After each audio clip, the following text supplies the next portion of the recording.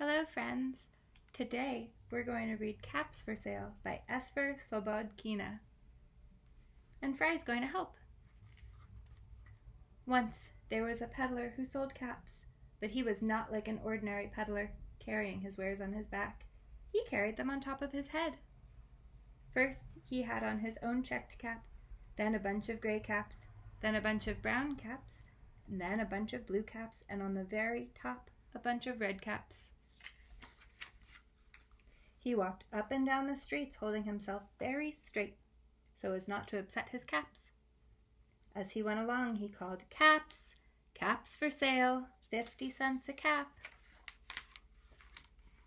One morning he couldn't sell any caps. He walked up the street and he walked down the street calling, "Caps! Caps for sale! 50 cents a cap!" But nobody wanted any caps that morning. Nobody wanted even a red cap. He began to feel very hungry, but he had no money for lunch. "I think I'll go for a walk in the country," said he, and he walked out of town, slowly, slowly, so as not to upset his caps. He walked for a long time until he came to a great big tree. "That's a nice place for a rest," said he, and he sat down very slowly under the tree and leaned back little by little against the tree trunk so as not to disturb the caps on his head. Then he put his hand to feel as if they were straight. First his own checked cap, then the gray caps, then the brown caps, then the blue caps, and then the red caps on the very top. They were all there, so he went to sleep. He slept for a long time. When he woke up, he was refreshed and rested. Hey, friend. It's just like story time at school. There's always a friend who wants to sit on your lap. But before standing up, he felt with his hand to make sure his caps were in the right place. All he felt was his own checked cap. He looked to the right of him, no caps. He looked to the left of him, no caps.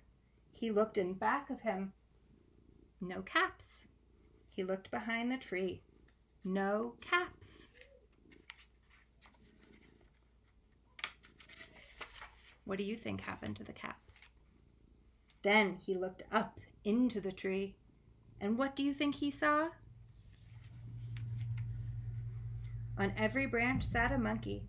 On every monkey was a gray or brown or a blue or a red cap. The peddler looked at the monkeys. The monkeys looked at the peddler. He didn't know what to do. Finally, he spoke to them.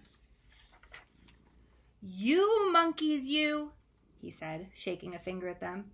"You give me back my caps." But the monkeys only shook their fingers back at him and said, "Tss, tss, tss." This made the peddler angry, so he shook both hands at them and said, "You monkeys, you give me back my caps." He sounds upset.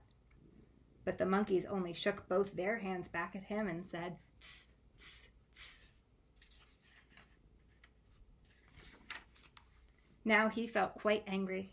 He stamped his foot and said, "You monkeys, you better give me back my caps." But the monkeys only stamped their feet back at him and said, "Tss, tss, tss." By this time, the peddler was really very angry. He stamped both his feet and shouted, "You monkeys, you must give me back my caps." But the monkeys only stamped both their feet back at him and said, "Tss, tss, tss." That's right. At last he became so angry that he pulled off his own cap, threw it on the ground, and began to walk away. But then each monkey pulled off his cap,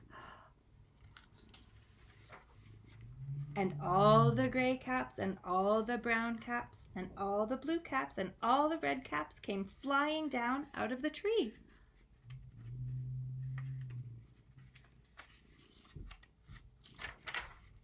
So the peddler picked up his caps and put them back on his head. First his own checked cap, then the gray caps, then the brown caps, then the blue caps, and then the red caps, right on the very top. And slowly, slowly, he walked back to town calling, "Caps! Caps for sale! 50 cents a cap!" The end. Thanks for reading that story with me and Fry, friends. We hope we'll see you again soon.